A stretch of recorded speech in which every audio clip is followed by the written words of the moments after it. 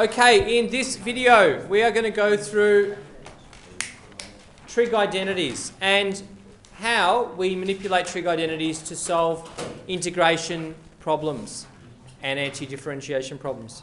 I'm not going to use integrals for this for these examples because of course we just want to go through the method, and I want to say that there are a few things. First of all, we've got the double angle formulas. We've got this one over here and this one over here. Cos 2x is equal to 2 cos squared x minus 1 or 1 minus 2 sine squared x. We can manipulate that to, and as well as the double angle formula for sine 2x. Now, of course, we know as well that cos 2x is also equal to cos squared x minus sine squared x. This one doesn't really help us a great deal, but if we rearrange that formula, that's how we get those, isn't it? So that's the same as 1 minus sine squared x minus sine squared x. So that's how we get this one, for example. That's 1 minus 2 sine squared x. And the other one, of course, is by replacing sine squared x with 1 minus cos squared x. So that's where they come from, and you'll need to be able to use these. Now, basically, when solving, you're using trig identities, we've got three different cases. Case A is when, for example, the power of sine is odd. And there, we can use sine squared x is 1 minus cos squared x. Same thing, though, if that was if the power was, or the angle was 2x, sine squared 2x is equal to 1 minus cos squared 2x. No different. We also use the same thing for if the power of cosine is odd, and if the power is both equal. What I'd like you guys to know is this rule here, which is really just manipulating the double angle formulas that we've just discussed before. Sine squared x is equal to a half 1 minus cos of 2x, and cos squared of x is equal to a half 1 plus cos 2x. So, for example, if I'm looking over here, we can say that so we know that 1 minus 2 sine squared x is equal to cos of 2x. Now we've got sine squared x, so we want to get it by itself. So what I'm going to do is I'm going to subtract 2 sine squared x from both sides, and what I've got is this. Cos of 2x is equal to 2 sine squared of x. Dividing both sides by 2, voila, that's going to give me what that is. Same thing. Now, of course, you're most likely going to get this question in exam 1, so you can't bring any notes. So you'll either have to memorise this rule, I guess, which is just rearranging the formula, or if the situation comes up, I would just, if I were you, rather than trying to memorise it and you memorise it incorrectly, you're best off just rearranging the formula just like I've done here. Does that make sense? By all the silence, I'm just going to say yes. Okay. So there's three cases, and let's have a look at some examples. Now, of course, you can always have to keep your eye out for U substitution as well. So let's do example 1. Now, we've got to ask ourselves, what case is this? Is this the power of sine is odd? No. The power of cosine is odd? No.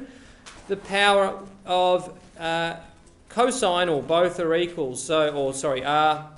That's power of both are, that's supposed to be even, not equal. All right, so how do we do this one then? Well, first of all, what I'm going to do is we're going to break this up, aren't we? We're going to let's take the 2 out the front, and I've got cos squared 3x dx.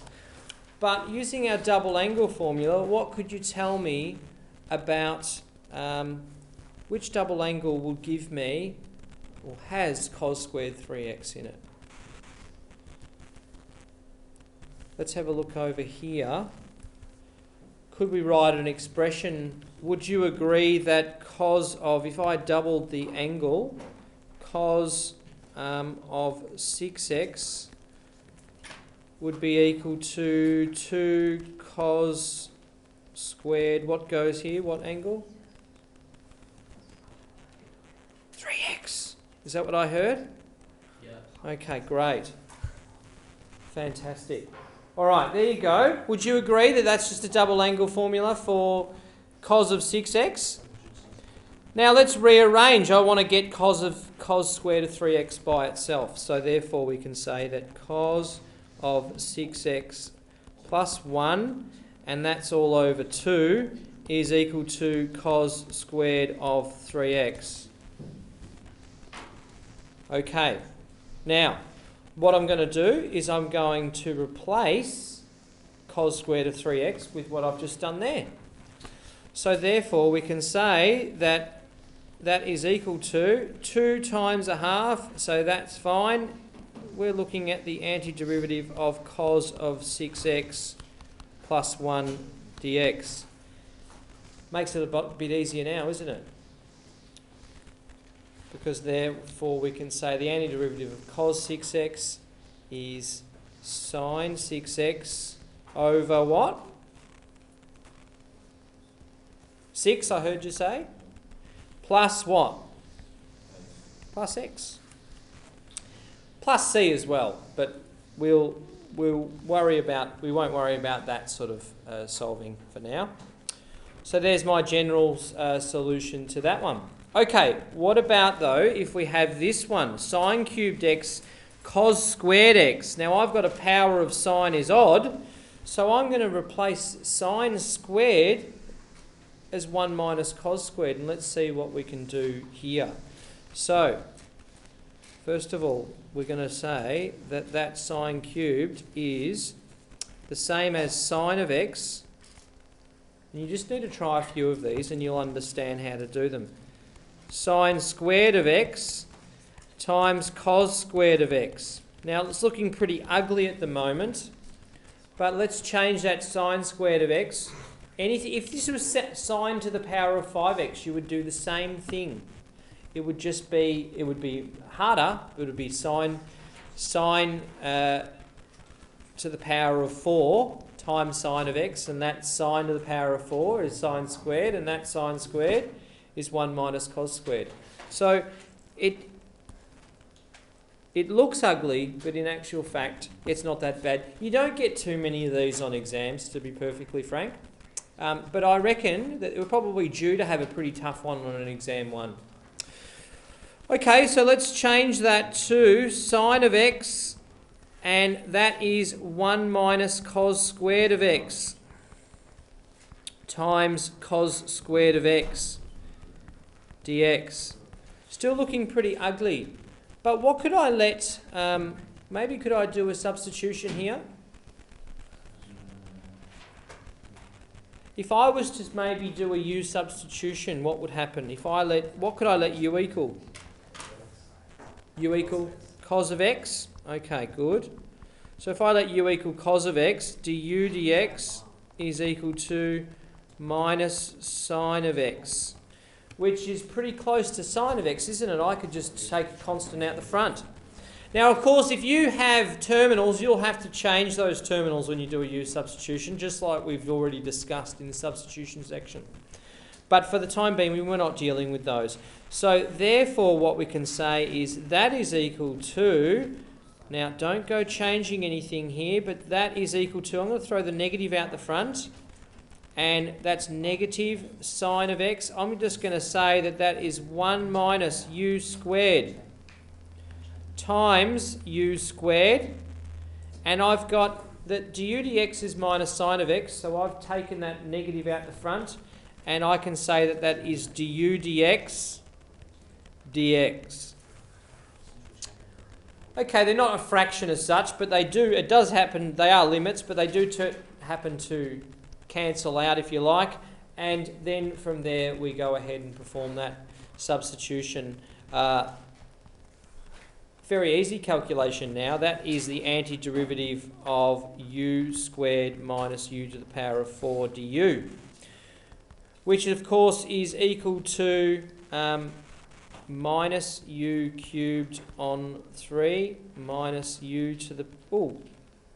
plus u to the power of 5 on 5 plus c. But of course we know what u is. U is cos of x. So therefore that's minus cos cubed of x over 3 plus cos to the power of 5 of x over 5 plus c. So we've broken it down. That's one of those case A's where sine to the power of is, or the power is odd, and we've changed that around using 1 minus cos squared is sine squared.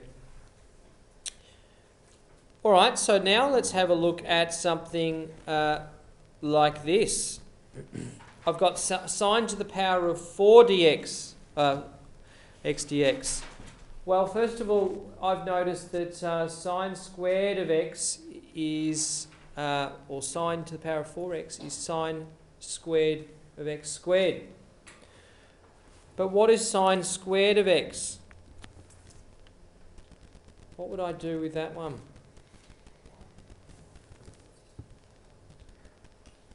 Well, let's have a look again. I've got cos 2x is equal to 1 minus 2 sine squared of x. Without trying to remember those rules, I can therefore say that rearranging, I can say that sine squared of x is equal to 1 minus cos of 2x over 2. Do you agree? Yeah, sure. I'm going to say that you're all in agreement. So, I'm going to replace that sine squared of x with 1 minus cos 2 of x squared dx. And maybe I'm squaring that 2. Let's bring that, that's a quarter. Let's bring that out the front, shall we? Just to make my life a little bit easier. Okay, so now I've got, let's do that. Let's square that. I've got to have to obviously square that. So that's going to be 1. So I've got minus cos 2x minus cos 2x is minus 2 cos 2x and plus cos squared 2x dx. Now, of course, we know what the antiderivative of 1 and minus 2 cos 2x is, but of course, how would we do this one? How would we do that one?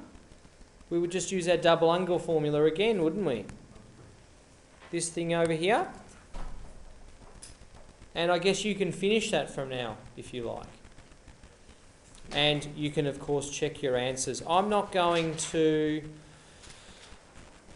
So I could... Well, let's break that down. I'm going to say that that is equal to a quarter of 1 minus 2 cos of 2x dx plus a quarter of cos squared 2x. Now cos squared 2x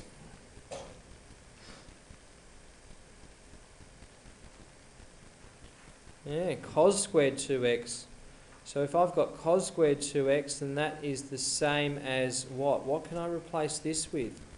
Well, first of all, I can multiply through by, that's the same as a half, if you like, 1 plus cos of 4x, like so, dx.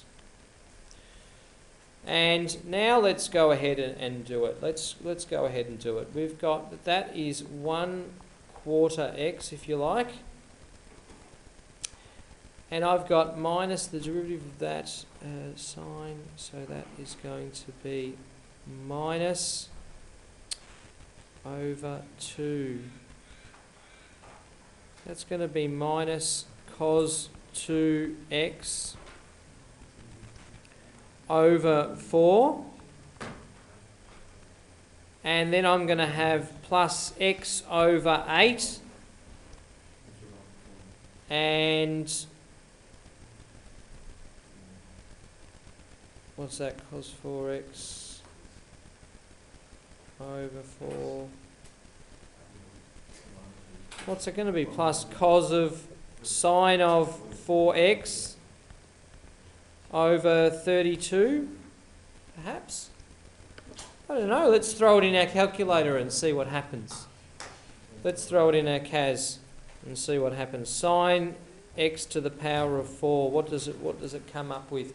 Of course, you guys can obviously, you wouldn't do this really in an exam 2 setting, would you? You'd just be doing it straight into your calculators. But it could be an exam 1 question. But I would say that this would be fairly poorly done in an exam 1 question, sine to the power of 4x. There are so many marks associated with it, you're probably unlikely to see it on an exam, are you? Probably be a nightmare to mark, more so. So, we want to do this, and I'm looking at sine of x, trig sine of x, and that is to the power of 4 dx. There you go. Looking pretty ugly. I'm not sure.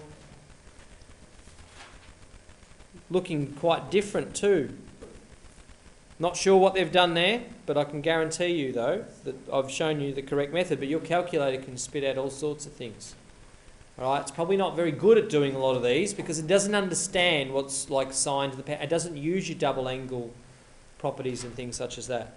So a lot of the time, what you put in your calculator might look completely different, if that makes sense. So, because you can see here, look, to the sine to the 4x, cos to the 2x, and have a look in your calculator. They're all to the base of x, aren't they? So your calculator is actually really quite stupid when it comes to double angle properties and things such as that. So be careful of that, be mindful of that. You need to know how to do this by hand. All right?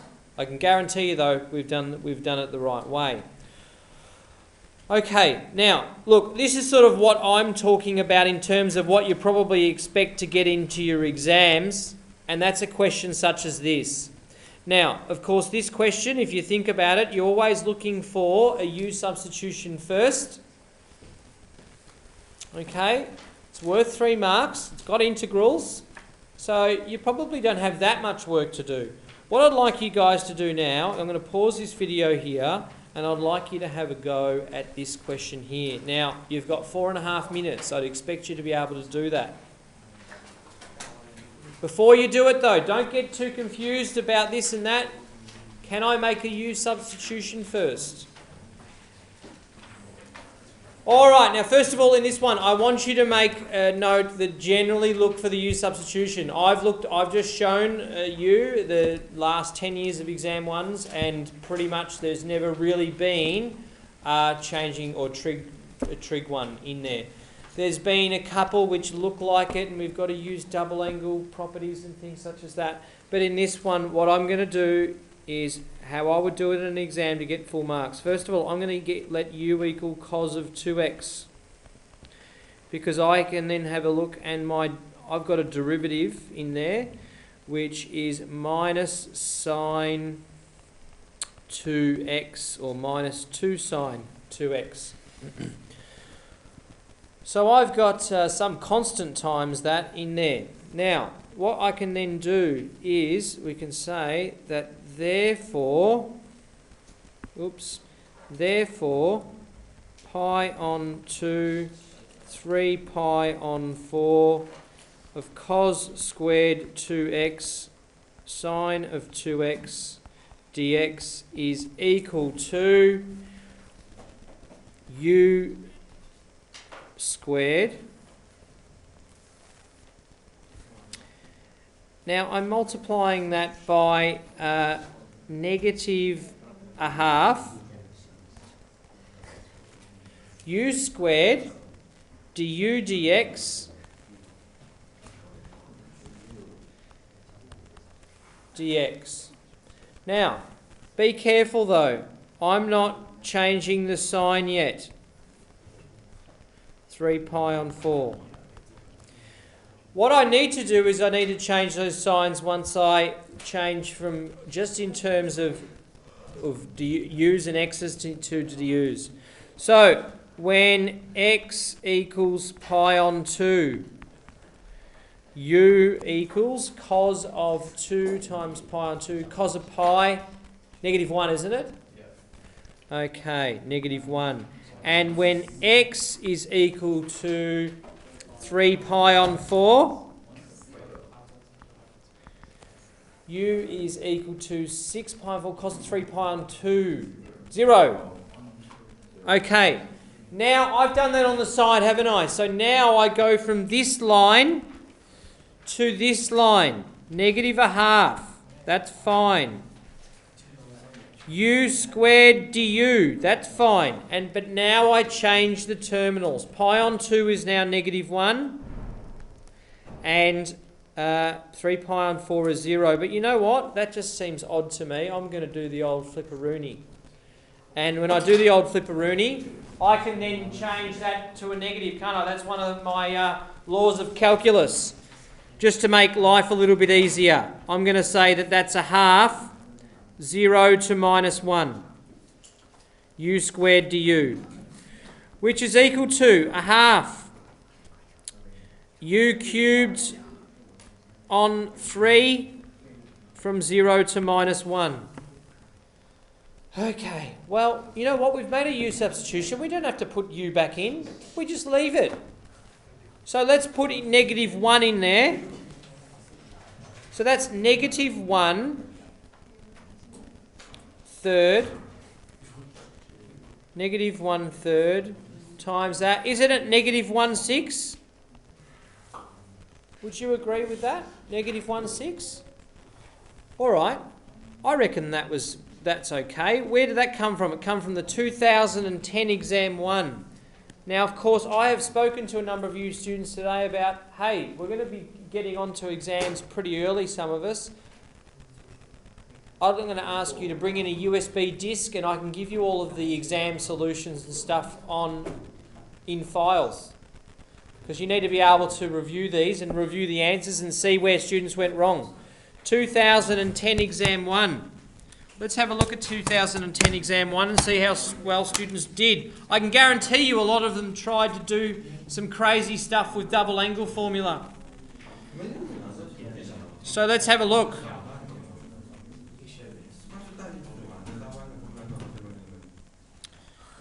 (2010) exam 1. I bet you it wasn't done very well because I bet you a number of students probably wouldn't have made that substitution correctly and changed the terminals. They might have done some crazy things. Have a look at this. I'm not very happy with this because I think that 52% of students in the state should be getting more than 1 mark. 32% of students got 0. 20% of students got 1 mark, but only 34% of students got full marks for that. You know what? Everyone in this class should be, or most students in this class should be getting full marks for that, I think. Now, a lot of students recognise the appropriate substitution u equals cos 2x, although, and it says, and it goes on. A very large portion of students gave 1/6 as their final answer. You can have an integral of which is negative. You can't have negative area though, can you? Which we'll get into later. All right, are there any questions so far about that? I think I've covered that fairly in depth, I hope. The main thing that I'll say to you though is a lot of these, you probably won't see too many on the exam, but I reckon we're due. We're due for maybe a hard one like sine to the power of 4x and maybe it being worth a full marker, perhaps. All right, I'm going to stop there. There we go. Hiya.